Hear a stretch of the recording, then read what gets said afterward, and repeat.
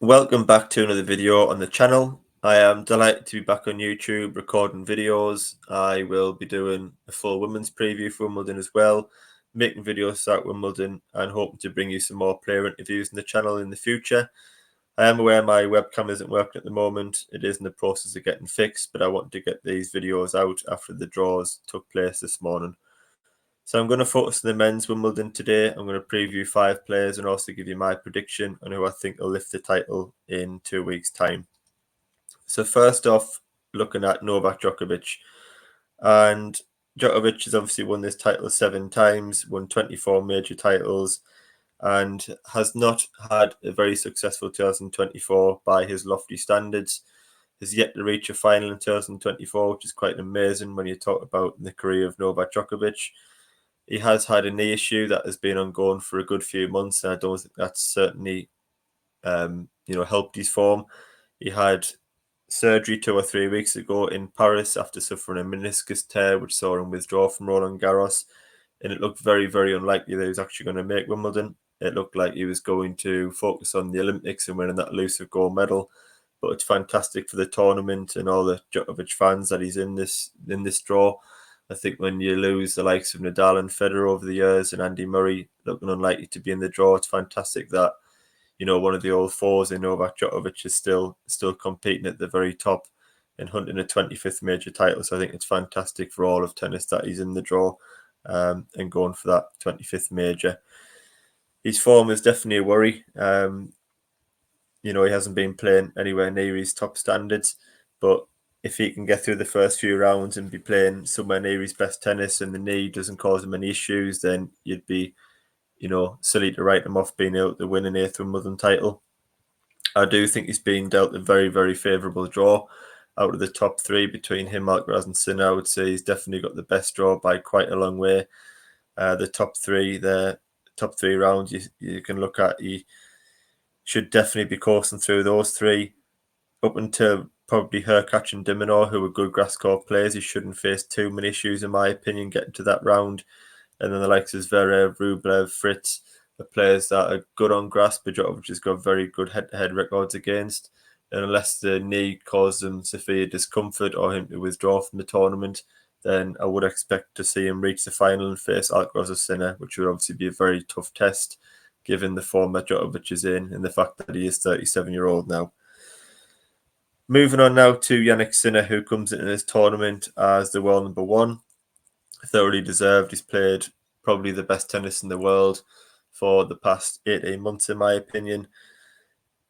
Obviously has one grass court title, having won in Halle last week, which is fantastic preparation for him, in which he beat Hubert Hurkacz in the final. His best Wimbledon result was reaching the semi-final of this event last year, in which he lost straight sets to Novak Djokovic. But I do think he's a player that's really transformed his career since then. He's a player that's improving all the time. And the fact that he is now a major winner, the fact that he beat Djokovic at the Australian Open en route to winning that title, I think will have done the world of good for his confidence and his mentality. He struggled with his fitness at the start of this year. He had a hip issue, which saw him skip a lot of the clay court tour. And there was rumours that he was going to withdraw from Roland Garros before the tournament started. He did turn up and he played fantastically well. I think at the back end of that tournament, when he played Alcaraz, he did struggle physically. We saw him cramping in the 4th and 5th set, which saw Alcaraz take over. I would argue in that match he played better than Alcaraz for the majority of it. And I think would have his body have held up physically 100%, I think he actually would have won that match in the title. But Alcaraz really capitalised on the fact that Sinner wasn't moving well late in the match, and his physicality and his speed and his power really took over. And there was very little Sinner could do to stop the momentum. He's obviously had a break since then. Played Halle last week, in which he won. So he comes to this tournament in fantastic form. Doesn't have a massive amount of experience on the grass, really, but he's that good a player. He's in that good a form. And he's got a good game for grass that I think he can go very, very deep in this tournament again. He has been dealt a very, very tough draw. I think out of him, Alcaraz and Djokovic, he's definitely got the toughest one, which seems harsh on the number 1, but it's how the cookies crumble, as I say. He has got Matteo Berrettini very likely in the second round, which is tough given he's a former finalist. Nicolas Jarry's got a good game for grass, having a very good forehand and very big serve. Grigor Dimitrov, we know, has got the great backhand slice. He varies his game up very well on grass. He's capable of going deep at Wimbledon. And then you look at probably Alcaraz in the semi-final and the final against Novak Djokovic and Zverev. So it's a very tough draw for Jannik Sinner, but if anyone can do it, it is probably him. He's certainly got the game for it, and he's coming into this tournament full of confidence, having won Halle last week. Moving on now to Alexander Zverev, who is yet to win a grass court title and has got a very, very poor record at Wimbledon, only reaching the fourth round in 2017 and 2021. However, he does come into this tournament having played some fantastic tennis on the clay. I was lucky enough to go out to Rome and watch that Masters event. I saw Zverev play a few times and he was absolutely brilliant on every occasion. Fully deserved to win that title. He served fantastically well throughout the week. His forehand, his backhand, his net play were just formidable. He looked full of confidence, full of aggression, and a slight change in mindset from what I've seen from Zverev before. In the fact that he believed he could actually win the tournament. And at that point, I predicted him to go on and win Roland Garros. He was playing that well. I thought he would transform that to winning his maiden major title. I think he probably should have. He obviously reached the final against Carlos Alcaraz. He led 2-1. I thought the third set in that match was going to be the defining one when Alcaraz threw that lead away and Zverev nicked it 7-5. I think had he have won a major title in the past, he probably would have went on to win that match. But there still seems to be some mental block or some fatigue issues for Zverev at the back end of Grand Slams.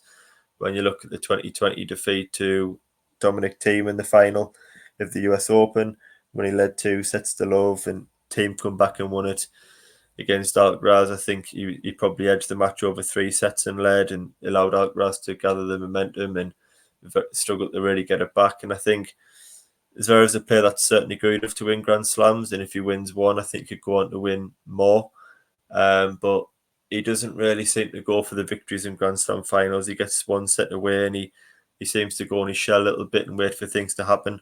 And once you lose the momentum in a major final to someone with the caliber of Carlos Alcaraz, who seems to be a serial winner, it's very difficult to regather that, and you don't get many opportunities to beat a Carlos Alcaraz in a major final. I think for Zverev to improve his Wimbledon form, his net play does still have to improve on the grass. He needs to add more variety to his game in terms of the drop shot and the backhand slice. But to see that Zverev's best result at Wimbledon is to reach the fourth round is very, very disappointing. I would expect him to go further, but he's not a player that you can particularly trust on the grass looking at that past form. He does have a tough draw as well against Jack Draper in the third round or Cam Norrie. Taylor Fritz, you could argue, would be a favourite on grass against Zverev. Stefanos Tsitsipas, and then Novak Djokovic, Sinner, Alcaraz. It's very difficult to look at that and think that Zverev will win this title. Moving on now to Carlos Alcaraz, who comes into this tournament ranked number 3 in the world, defending champion, has won 2 grass court titles. Obviously, last year went back-to-back, winning Queens and then Wimbledon, beating Novak Djokovic in what was an epic final. I don't think Carlos Alcaraz is playing his best tennis in 2024, and that might be a shock to some. At Roland Garros, I thought he played a very, very poor match against Jannik Sinner. And as I've said previously, I think had Sinner been close to full fitness, I think he would have won that one. I think he had control of the match, and then he really started to cramp and struggle physically on the heavy clay in the 4th and 5th set, and that allowed Alcaraz to take over.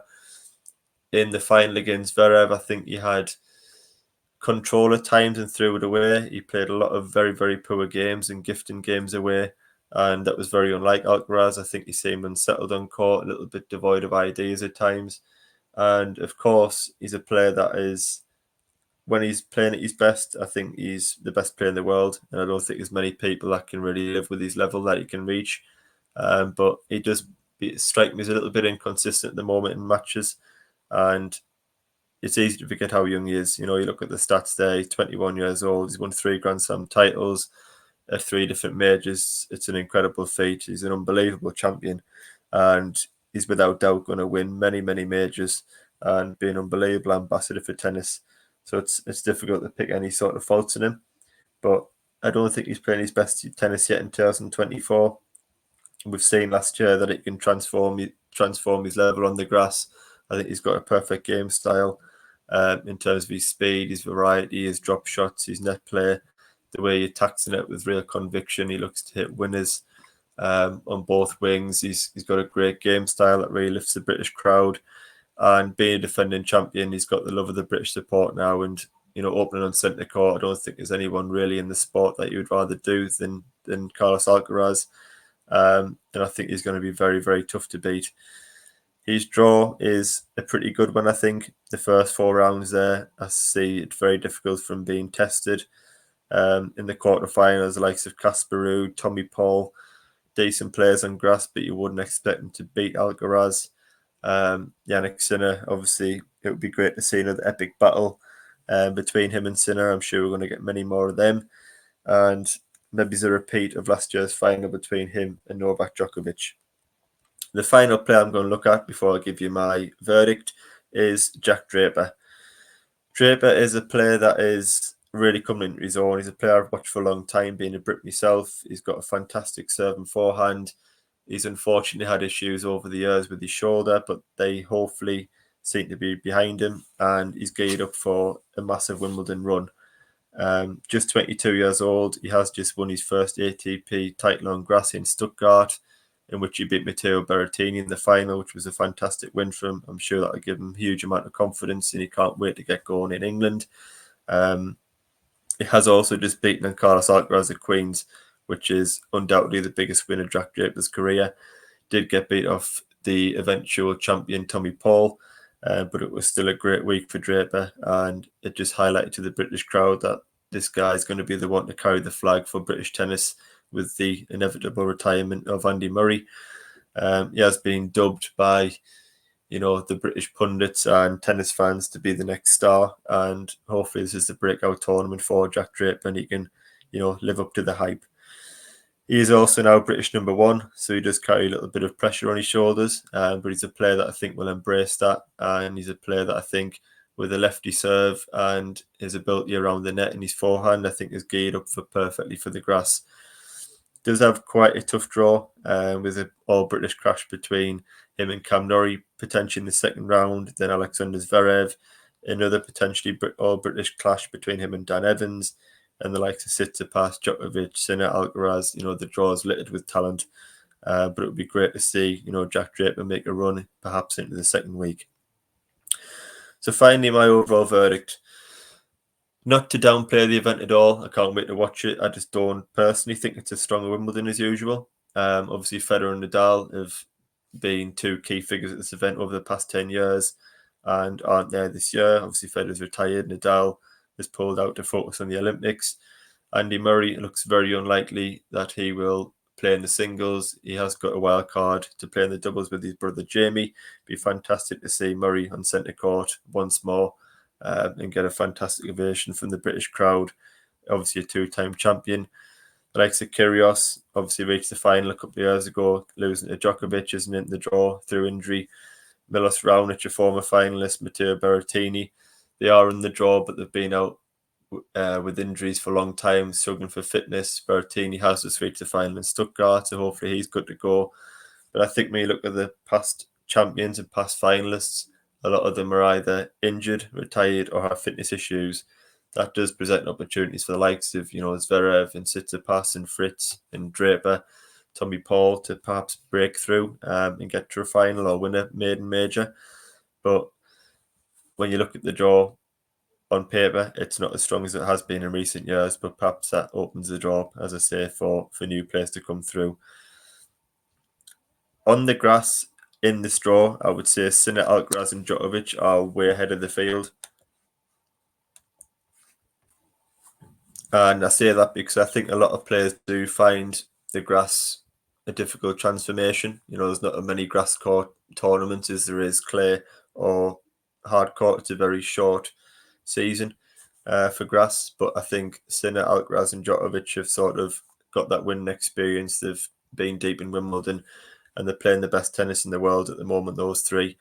Had this been a hard court event, then it does bring other players into the equation. But I think on grass, I would be amazed if one of them 3 wasn't lifting the title next Sunday, or 2 weeks on Sunday, sorry.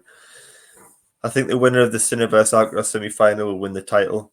I would say Alcaraz has got the edge. I think he's physically in a better place than Sinner, with Sinner having an issue with his hip in Garros. Alcaraz beating him at the French Open. I would say Alcaraz has got the edge in that particular matchup at the moment. I think Alcaraz's best level on grass is higher than Sinner's, and he's got the confidence of winning this title back in 2023. He's just won the French Open. And I think his game style is more suited to grass than what Sinner's is. He's got a little bit more variety around the net, in my opinion. His backhand slice is stronger than Sinner's. I think he plays the drop shot better than Sinner. He's quick around the court. That's not discrediting Sinner. I think he's an amazing player. And what if Alcaraz was to go out with this, tournament early, I think Sinner would become the massive favourite to reach the final on that half of the draw. But if Alcaraz faced Sinner in the semi-final at Wimbledon, I would favour him. Djokovic has the best draw, without doubt, because he doesn't face Alcaraz or Sinner until the final. But the knee is an obvious issue. He's reached nowhere near his top level in 2024. Having surgery just a few weeks ago, Wimbledon, we see many falls on the grass. Just praying he comes through safe and doesn't get injured throughout the tournament. I don't think he would enter it unless he was 100% fit and confident that he could win it, which says a lot in itself. So he would be, silly to rule him out winning it. But I think when you look at all the facts and the recent form and who won it last year, I do think Alcaraz is the favourite.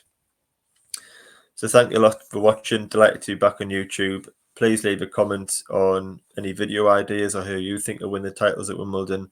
Please like and subscribe, and I will see you on the next video.